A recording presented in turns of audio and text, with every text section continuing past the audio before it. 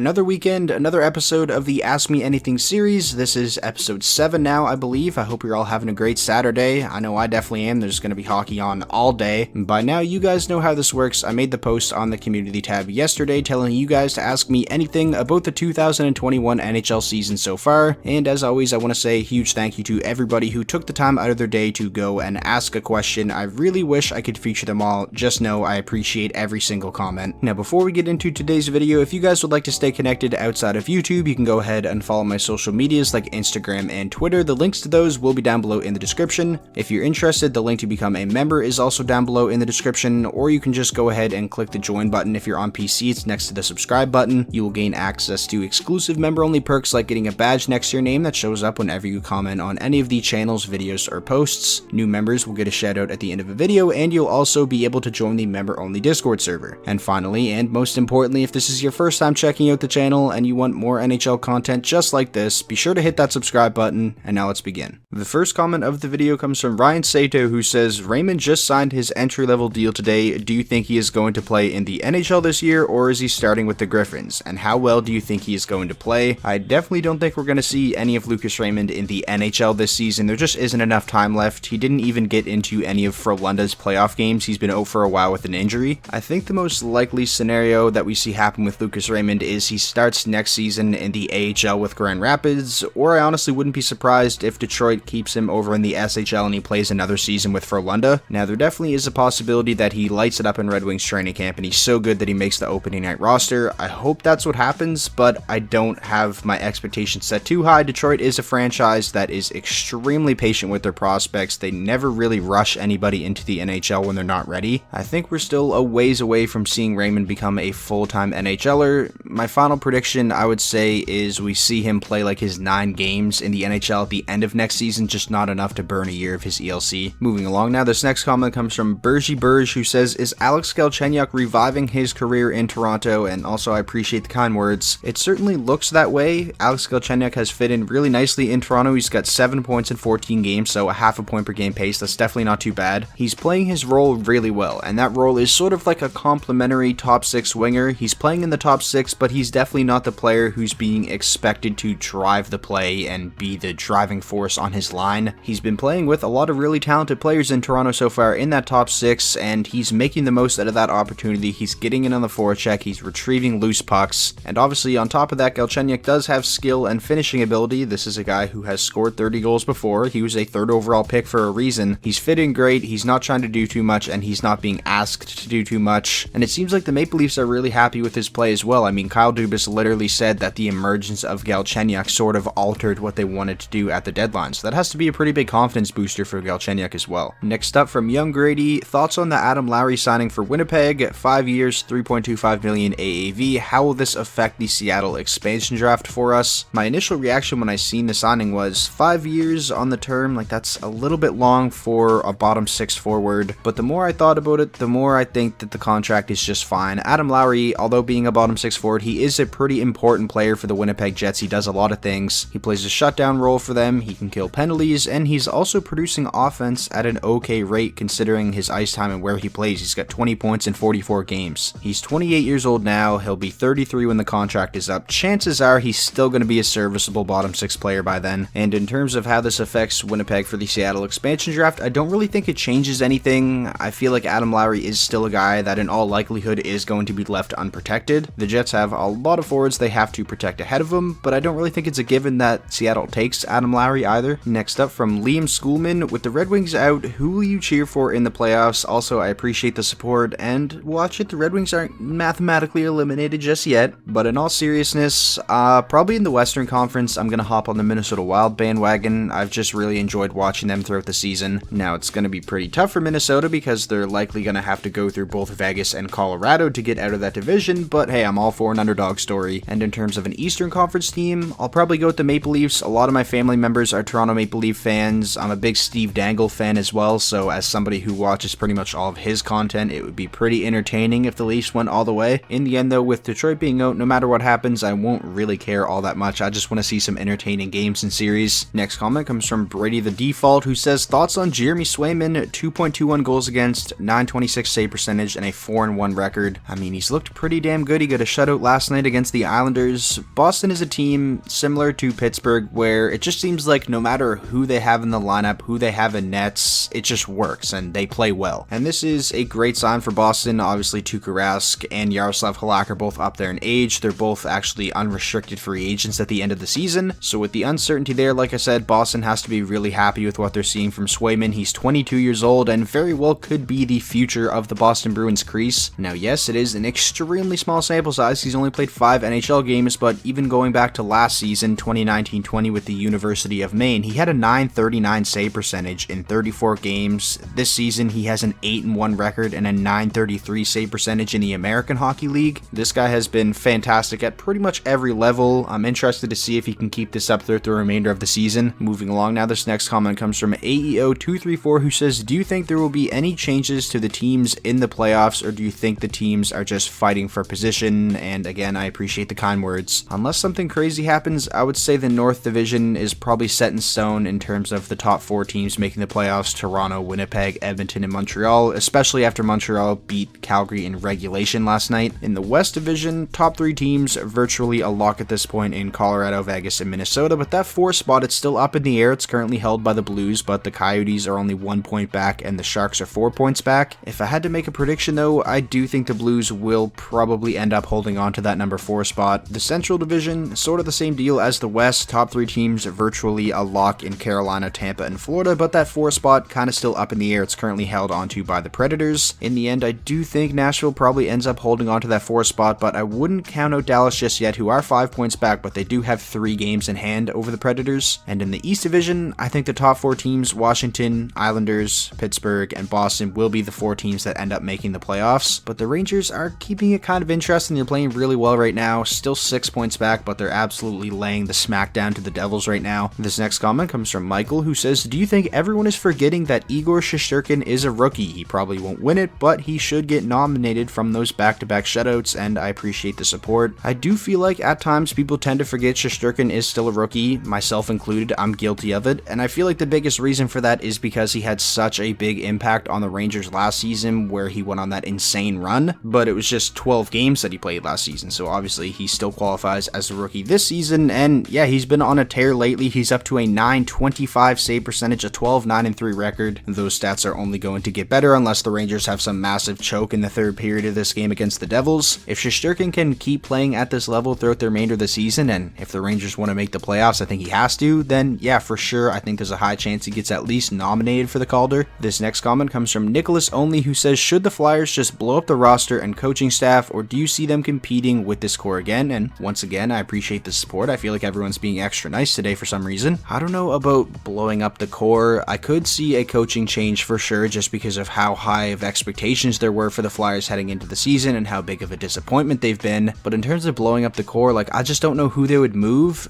I think Couturier is safe, and I don't think they should trade him. Same with Konechny. Like, are you going to trade Giroux or Voracek? They're in kind of a weird spot. I do think they have to improve upon their blue line in the offseason and get better defensively. In terms of if I think this core can compete again, yeah, but I feel like it all just sort of depends on what version of Carter Hart the Flyers are going to get next season. This next comment comes from Kevin Vu, who says, what do you think the Canucks should address this offseason outside of prioritizing Pettersson and Hughes? And again, thank you for the kind words. Outside of prioritizing Pettersson and Hughes, which is obviously what they're going to do, I feel like they should maybe try and shed some of the bad contracts. They have some guys who will be in the final year of their deal next season. Louis Eriksson, Antoine Roussel are just a couple.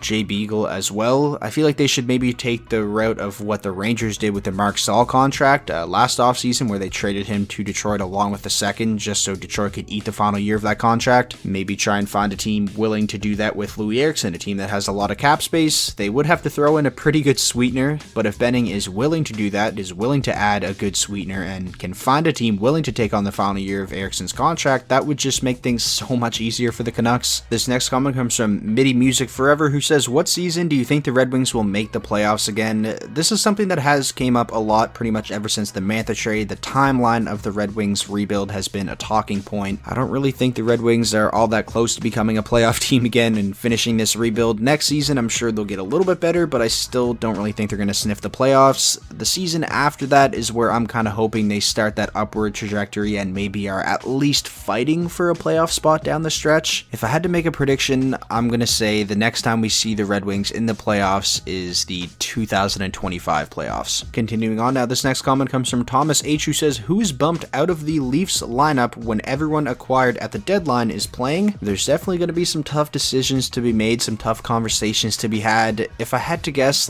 honestly, I wouldn't be surprised if it's Joe Thornton. Thornton had a really good start to the season, then got injured, and ever since coming back, it feels like he hasn't gotten a point in literally forever. He's just not all that impactful on the ice. I feel like the biggest impact Thornton makes for this team is off the ice and in the locker room, and I also feel like Joe Thornton is the type of guy that would understand that decision and would be able to stomach that decision of him not being a regular in the lineup come playoff time. So we'll see what happens. Wayne Simmons is another guy that could get bumped out, Pierre Engvall as well.